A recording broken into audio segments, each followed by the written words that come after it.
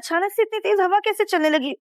ये मौसम तो बिल्कुल साफ है, फिर ये बेमौसम आंधी कैसे चलने लगी? खैर, हम जल्दी से खिड़की बंद कर देते हैं।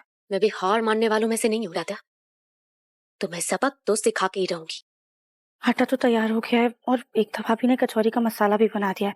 हम जल्दी से मसाला भर के कचौरियां बेल देते हैं। अभी सब अपने कामों में व्यस्त है, हम ही जाके जल्दी से फोन दिखाते हैं।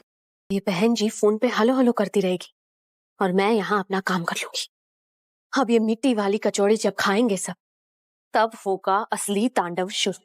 फिर देखती हूँ कैसे ये राधिया मेरे रास्ते में आती है। कोई आवाज ही नहीं आ रही है, शायद रॉन्ग नंबर हो। ये कैंडल पर्दे के इतने पास किससे जलाई? अभी आग लग जाती। जरूर ये ज्योति मामी नहीं जलाई होगी। हाँ निहारिका, हो सकता है मामी नहीं जलाई हो। एनीवेज, तुम कुछ कह रही थी? नहीं तो। अरे नाश्ता तैयार हुआ या नहीं? मम्मी जी मैं आ गई, बस 5 मिनट और लगेगा। ठीक है, जल्दी करना, सब बस आ रहे हैं नाश्ते के लिए। जी। एकता भाभी, हमने ना कचौरियां बेल के उसके अंदर मसाला भर दिया है। ठीक है, थैंक यू राधिया, अब तुम जाओ, मैं कर लूंगी। जी। नाश्ता क्या बनाए नाश्ते में? अरे वाह, आज तो सबकी पसंद का नाश्ता, वो भी इतनी जल्दी। अरे भाई, एकता गुनी तो पहले से ही थी, अब काम में भी माहिर हो गई है। वैसे दादी आज राधिया ने भी हेल्प की है मेरी, इसलिए कचौड़ियां इतनी जल्दी बन गई। अभी जितना मुस्कुरा रही हो ना, थोड़ी देर में उतना ही रोना पड़ेगा। अब निहारिका? नहीं भाभी, मैं इतना ऑयली और डीप फ्राइड खाना नहीं खाती हूँ। मैं जूस और फ्रूट्स ही ले लूंगी। खुशबू तो बहुत अच्छी आ रही है।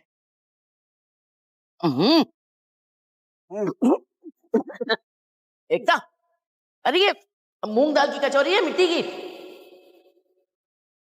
एकता बेटा, इसमें इतनी मिट्टी है कि मुंह किरकिरा हो गया है।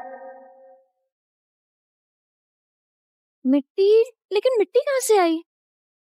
लगता है अब खाना बनाने में मन नहीं लग रहा है तुम्हारा। कल एनिवर्सरी के नाम पे छुट्टी ले ली और आज ये मूंग दाल की कचौरी की जगह मिट्टी की कचौरी खिला रही हो। क्या है एकता, क्या चाहती हो तुम? अपनी देवरानी की तरह क्या तुम्हें भी चूल्हे चौके से छुट्टी चाहिए? अरे अगर ऐसा है तो बता दो। अरे इतना वाहियात खाना खाने से तो अच्छा हम लोग बाहर से मंगवा लें। नहीं दादी, मैंने सब कुछ ध्यान से किया था। राधिया आटा तो तुमने गूंदा था ना, तो फिर ये मिट्टी कहाँ से आ गई? ये अचानक से इतनी तेज हवा कैसे चलने लगी?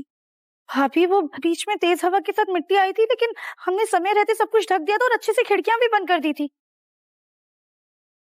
मुझे तो कुछ समझ में नहीं आ रहा है कि इतनी मिट्टी कैसे आई कि एक निवाला नहीं खा सकता कोई। ये एक्सक्यूज देने की जरूरत नहीं है। इस खाने को देखकर वैसे ही भूख मर चुकी है। एकता, तुम्हें कितनी बार समझाया है ना कि खाने के टाइम पे राधिया की हेल्प नहीं लेनी है, मगर तुम्हें समझ में नहीं आता है। घर के लोगों का खाना तुमसे संभाला नहीं जा रहा है और तुम्हें बिजनेस संभालना है। अरे बुजुर्ग ऐसे ही थोड़ा ना मना करते हैं। बहुओं को सिर पे मत बिठाओ। कल एक दिन पार्टी क्या हो गई, आज बहू के तेवर बदल गए। और करो पार्टी।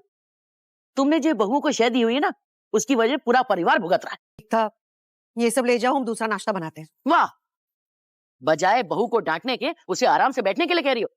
बिल्कुल नहीं, ये पूरा नाश्ता फिर से एक बार एकता बनाई। अभी सॉरी राधिया, मुझे कुछ नहीं सुनना है। कल की तुम्हारी मेहनत देखकर एक बार फिर से विश्वास किया तुम पे, और तुमने फिर से डांट पड़वा दी। मुझे समझ ही नहीं आ रहा है तुम्हारी दिक्कत क्या है। एक अच्छा काम करके 100 गलतियों की माफी की उम्मीद कैसे रख सकती हो? भाभी, पर हम आपसे दिल से माफी मांग रहे। भाभी, मुझे ना आपके लिए बहुत बुरा लग रहा है। आपने इतनी मेहनत की, लेकिन उस राधिया ने पल भर में सब बेकार कर दिया। मतलब तारीफ उसके हिस्से और डांट आपके हिस्से। वैसे भाभी, मैंने कहा था ना आपसे कि हमें भी राधिया की तरह समझदार बनना पड़ेगा। देखिए ना, कल आपका इतना स्पेशल दिन था, लेकिन फिर भी सारी तारीफें उस राधिया ने अकेले बटोर ली। और जब आज के दिन आपकी तारीफ होने वाली थी, तो उसने सब बिगाड़ दिया, सारा काम बिगाड़ दिया। मुझे बिल्कुल अच्छा नहीं लगता। आज सिर्फ आपको ना डांट पड़ी, बल्कि सजा भी मिली। जब उसके काम की बात होती है तो सब कुछ ठीक होता है। अब कल उसने पार्टी की प्लानिंग की तो सब कुछ परफेक्टली